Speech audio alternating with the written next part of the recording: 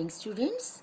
आज मैं आपको class 12th chapter 4th Bharat के विदेश संबंध इस टॉपिक को कंटिन्यू करूंगी बेटा।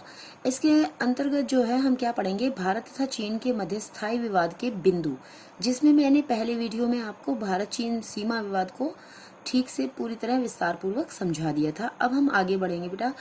अब जो है सेकंड पॉइंट को एक्सप्लेन करेंगे, चीन पाकिस्तान सामरिक गठजोड़।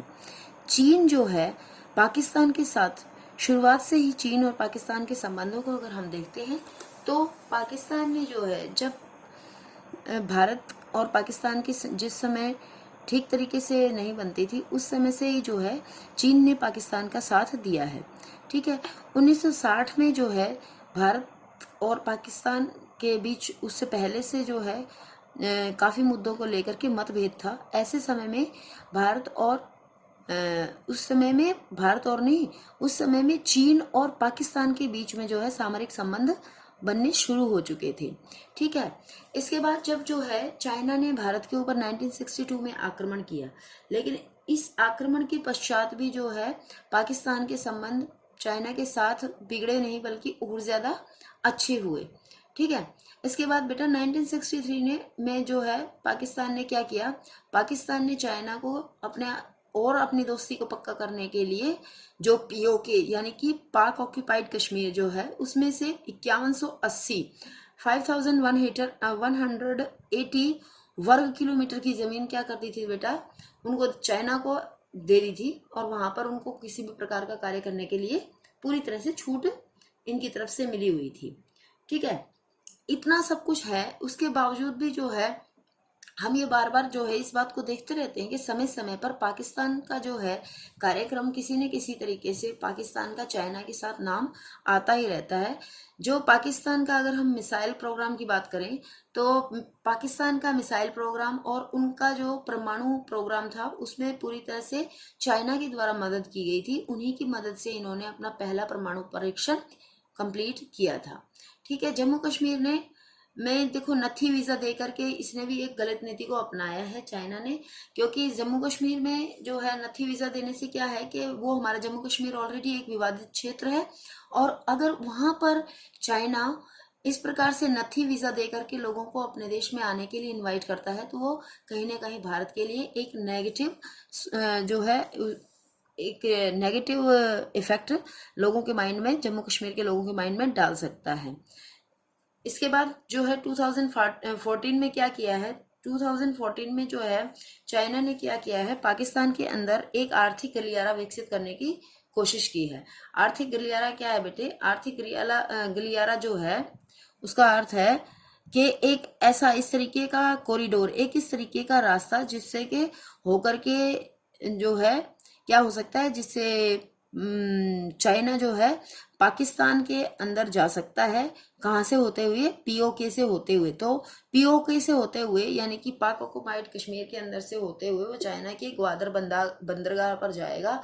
इतनी दूर का जो है वो एक रास्ता, एक सड़क विकसित करेगा। इस तरीके का एक प्रोजेक्ट जो है चाइना ने स्टार्ट किया है। इसका नाम क्या है, China Pakistan economic corridor, CPEC, China Pakistan economic corridor के नाम से हम इसको जानते हैं। इसमें करीबन जो है $46 बिलियन का खर्चा आने की उम्मीद है, इससे भी ज्यादा भी हो सकता है। और ये सारा खर्च कौन देगा, ये सारा खर्च चाइना ही देगा। ठीक है, भारत इस स्कीम का, इस जो है ये जो करने जा रहे हैं इसका समझौते का विरोध करता है भारत, क्योंकि भारत क्या कहता है कि जो ये रास्ता इस तरीके से डेवलप किया जाएगा वो रास्ता जो है कहीं ना कहीं भारत से होकर निकलेगा। जैसे मैं आपको दिखाती हूँ, देखो जो मैंने आपको पहले बताया था कि ये क्या है, ये पीओके है, ये पाक ऑक्यूपाइड कश्मीर है। तो ये इधर की तरफ जो है पाकिस्तान है, ये रहा पाकिस्तान है। तो ये जो प्रोजेक्ट चलेगा वो ये यहाँ पर ग्वादर बंदरगाह जो है उसके लिए क्या करना पड़ेगा, इसको चाइना को इसके अंदर से आना पड़ेगा। तो इसके अंदर से अगर चाइना आता है तो ये भारत के लिए क्या है, भारत इसको पाक ऑक्युपाइड कश्मीर को भारत क्या मानता है, अपनी ही जगह मानता है। इसलिए जो है भारत इस प्रोजेक्ट का विरोध कर रहा है कि भाई ये प्रोजेक्ट गलत है। ठीक है, तो ये चीज जो है, एक तो ये भारत और पाकिस्तान के जो बीच में जो है, इसलिए भारत और पाकिस्तानी, चीन और पाकिस्तान का जो इस तरीके के सामरिक गठजोड़ है उनसे भी भारत को प्रॉब्लम होती है, भारत के लिए जो है वो जो है गलत है। थर्ड पॉइंट देखो, चीन का दक्षिण एशिया में बढ़ता हुआ प्रभाव। जो चीन है उसका क्या है, दक्षिण एशिया में धीरे धीरे प्रभाव बढ़ रहा है। दक्षिण एशिया का एरिया कौन सा है बेटे, देखो दक्षिण एरिया का कौन सा एरिया है, जैसे हम ये अपना मैप देखते हैं, ठीक है, जो दक्षिण एरिया एशिया है ये कौन सा है, ये वाला पार्ट सारा दक्षिण एशिया का पार्ट है, ठीक है। भारत भी दक्षिण एशिया का जो है, इसके चारों भारत जो है उत्तरी गोलार्ध में आता है वैसे तो, लेकिन भारत भी दक्षिण एशिया के देशों में ही भारत की भी गिनती होती है। भारत, पाकिस्तान, अफगानिस्तान, ये सारे जो हैं, ये सारे कंट्रीज जो इस तरफ हैं वो दक्षिण एशिया के कंट्रीज में काउंट होते हैं, ठीक है। तो भारत, चाइना धीरे धीरे इन दक्षिण एशिया एशिया की कंट्रीज में अपना प्रभाव बढ़ा रहा है, ठीक है।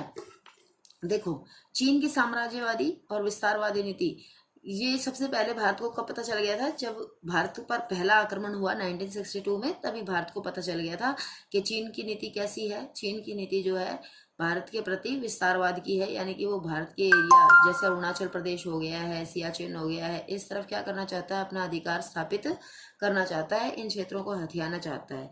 इससे के बाद जो है, जिस प्रकार से चाइना ने आगे गतिविधियां की हैं, चाइना ने जो है एक स्ट्रिंज ऑफ पर्ल्स बनाया है। स्ट्रिंज ऑफ पर्ल्स का क्या मतलब है बेटे, कि इस तरीके की जो है एक घेराबंदी की है, एक इस तरीके की जो है माला बनाई है, जिसके अंतर्गत उसने यहाँ से बांग्लादेश के अंदर, म्यांमार के अंदर, और फिर इधर देखो इस वाले क्षेत्र में दिखाती हूँ मैं आपको, ये खाली है, आराम से समझ में आएगा आपको।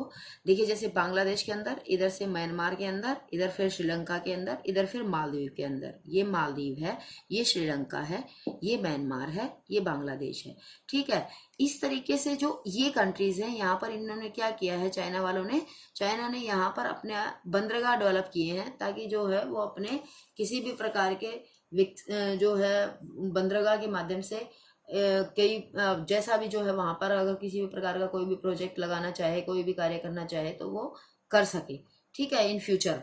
तो ये, और इसके साथ ही जो है वो प्रभाव, वो भारत को भी इसके इन देशों में अपना जो है अपना पैर जमा करके भारत को भी क्या करना चाहता है, भारत को भी कहीं ना कहीं वो कमजोर करने की कोशिश कर रहा है, भारत को वो कमजोर करने की कोशिश करना चाहता है, ठीक है। तो ये है स्ट्रिंज ऑफ पर्ल्स, इसको नाम दिया है। इसके अलावा क्या है बेटे, इसके अलावा क्या किया गया है कि 2014 में इसने क्या कहा है, एक इसने योजना बनाई थी जिसका नाम इसने क्या रखा था, 21वीं शताब्दी सिल्क रूट योजना।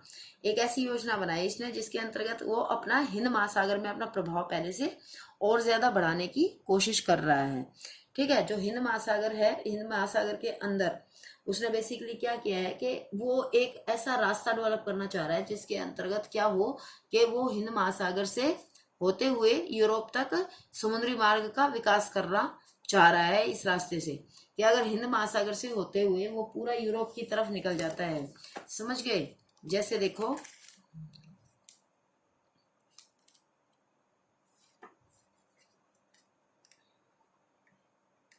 जैसे जो है अगर मान लीजिए इस तरीके से होता है कि अगर जो है चाइना इस तरीके से अपना प्रभाव जमाना चाह रहा है कि वो चारों तरफ से भारत को घेरने की कोशिश करता है, ठीक है,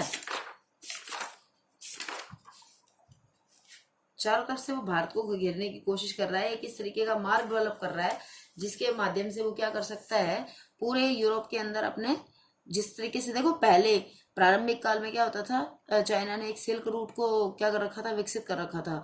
तो अभी भी वर्तमान समय में भी चाइना क्या चाहता है कि एक हिंद महासागर से होते हुए एक ऐसा रूट डेवलप कर ले वो, जिससे कि वो पूरे यूरोप में अपना समुद्री मार्ग के माध्यम से अपना व्यापार कर सके, ठीक है। तो ये अपने आप को आर्थिक रूप से यानी कि व्यापारिक रूप से मजबूत करने के लिए, अपने आप को आर्थिक रूप से मजबूत करने के लिए और सामरिक रूप से अपने आप को शक्तिशाली दिखाने के लिए ऐसे सभी काम करता रहता है। इसके अतिरिक्त भी बेटा, जैसे जो ये चाइना है, ये समय समय पर नेपाल के अंदर और भूटान के अंदर, पाकिस्तान के अंदर, ऐसी कंट्रीज जो इसके जो है फेवर में कुछ ना कुछ ये करता रहता है, जो ऐसी छोटी कंट्रीज हैं उनके फेवर में ये कुछ ना कुछ करता रहता है, ताकि ये कंट्रीज जो है इनका ध्यान भारत से हटकर इसकी तरफ, चाइना की तरफ भी थोड़ा सा अट्रैक्ट हो सके, ये चाइना की तरफ जो है पॉजिटिव अपने विचार रख सके, ठीक है। ये है जो चीन जो है वो इस तरीके से दक्षिण एशिया में अपना प्रभाव जमाने की कोशिश कर रहा है। इतना ही नहीं है बेटा, इसके अलावा भी क्या कर रहा है, अब ये भारत को भारत के लिए जो है,